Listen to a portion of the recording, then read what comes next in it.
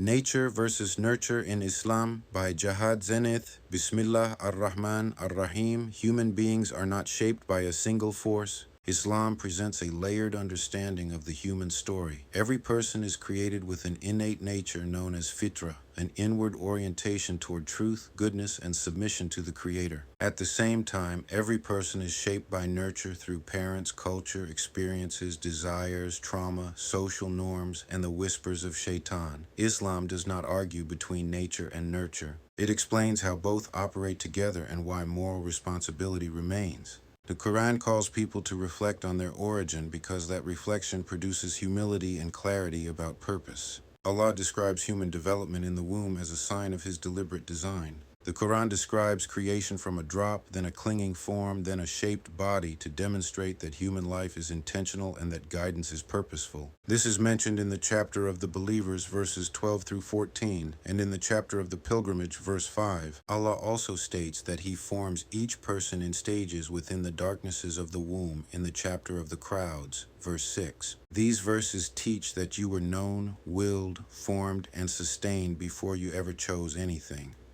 The fetal state reflects total dependence. The child is carried, fed, protected, and sustained without effort.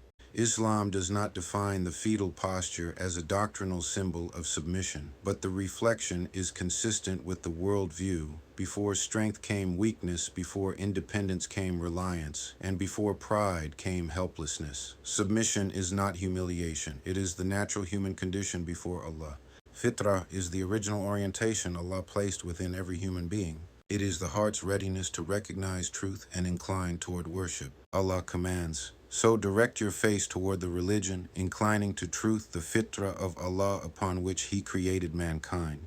This is found in the chapter of the Romans, verse 30. The Prophet, peace and blessings be upon him, said that every child is born upon the fitrah, then his parents shape his religion. This narration is recorded in the collections of Bukhari and Muslim. Allah also teaches that the human being possesses a spiritual dimension beyond the physical body. He mentions breathing a spirit into humanity in the chapter of the Rocky Tract, verse 29, and the chapter of prostration, verse 9. This explains why people experience awe, guilt, gratitude, longing, and reverence beyond biology. Human beings are born with capacities and vulnerabilities. They can recognize truth, feel moral responsibility, reason, and connect spiritually. They also experience fear, impatience, appetite, anger, forgetfulness, and temptation. Islam therefore provides structure through prayer, fasting, remembrance, repentance, lawful boundaries, and community to protect the fitrah from being overwritten by impulse.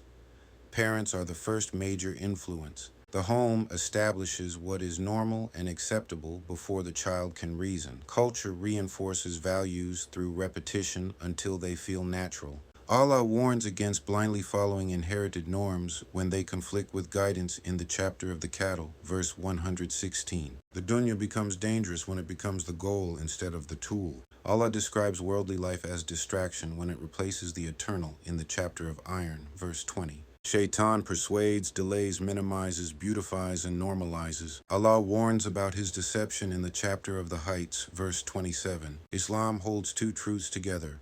People are influenced and people are responsible. Influence explains struggle but does not erase accountability. Allah grants moments of clarity and access to truth. Responsibility remains because guidance remains available. Fitrah is not destroyed, it is covered. It is uncovered through knowledge, repentance, remembrance, righteous companionship, and consistent worship. Allah promises that those who strive sincerely are guided in the chapter of the spider, verse 69. From the womb to adulthood, Islam presents the human story as deliberate creation, pure beginning, vulnerable dependence, innate recognition, gradual distortion, and always open return. The human being was not made to be enslaved by appetite or pressure, but to recognize the Creator and return to the fitrah that was placed inside before the world ever touched it.